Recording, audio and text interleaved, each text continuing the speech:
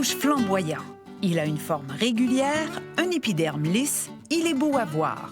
C'est le piment d'Espelette. On est au marché Jean Talon, puis on s'en faisait demander beaucoup du piment Goria.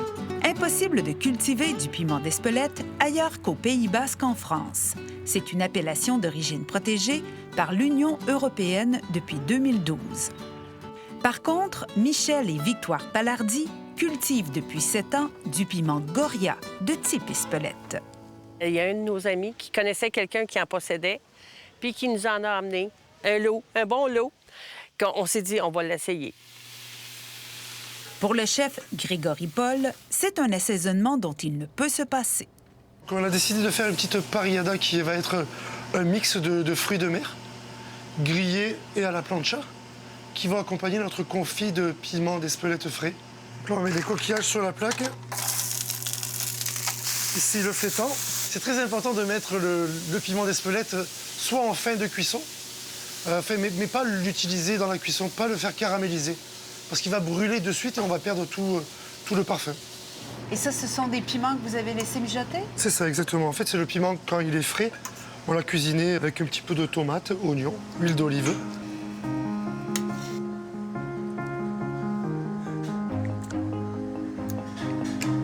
Allez, un petit peu de piment d'Espelette, comme ceci. Il faut être généreux avec le piment d'Espelette. C'est un produit qui n'est pas forcément très épicé, mais qui est très chaud. Une belle huile d'olive vierge et un petit peu de jus de citron. Je pense qu'on va pouvoir aller déguster ça ensemble. Grégory sait comment attirer notre œil. Ici, je me suis amusé avec quelques légumes, avec une trempette, une base de yogourt, piment d'Espelette frais et sec. Il a invité son ami Pierre, importateur de vin et basque de par son père, pour célébrer le piment d'Espelette. La particularité du piment d'Espelette, c'est que quand on cuisine grillé, évidemment, il y a des sucs qui vont sortir automatiquement. Et le piment d'Espelette, ça n'est pas c'est pas un jalapeno, c'est pas quelque chose qui va exploser on va dire, de force, qui va vous embuer la bouche et les papilles. C'est un piment qui va tout simplement avoir un goût un petit peu poivronné, pas trop, et qui ensuite va avoir une épice pas pire que le poivre. Les Palardy sont parmi les plus importants producteurs de piment Goria au Québec. Je le fais sécher une fois au four. Là, ça finit complètement le séchage. Puis après ça, là, je peux le moudre. Il faut 8 kilos de piment pour produire 1 kilo de poudre. Mais là, c'est ce que vous avez utilisé pour préparer ces plats ou vous avez utilisé le piment Goria? Moi, j'ai utilisé le piment Goria parce Voilà. qu'on est au Québec, Voilà. à Montréal.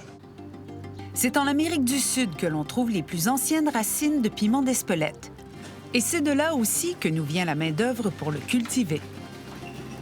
La gente utiliza más de este tipo de chile porque es picante. Le da un sabor excelente.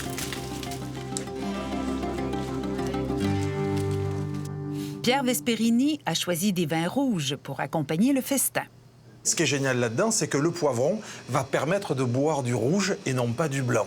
C'est que l'intérêt, c'est d'avoir des vins épicés ou des vins doux et soyeux à boire. C'est pas compliqué le vin, c'est on aime ou on n'aime pas.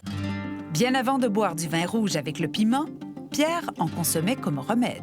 Moi, ma grand-mère, quand Si je on partais arrive le à matin en hiver, à l'école, elle me faisait un chocolat chaud quand elle savait que j'avais on va dire, un petit peu mal de fond de gorge. Elle me disait toujours « Oh, du piment, viens ici !» J'arrivais, elle me faisait un petit chocolat chaud avec du piment d'Espelette. Pour bien finir ce repas, on parfume aussi les desserts avec le piment. Il y a comme la touch de poivron, mais tout doux. Ouais. Puis le mix, c'est vraiment Puis en fait, surprenant. c'est la framboise qui vient prendre un petit peu aussi le dessus, le fruit. On goûte... Mariage chocolat. Encore tout chaud.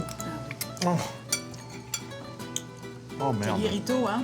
Oh là là.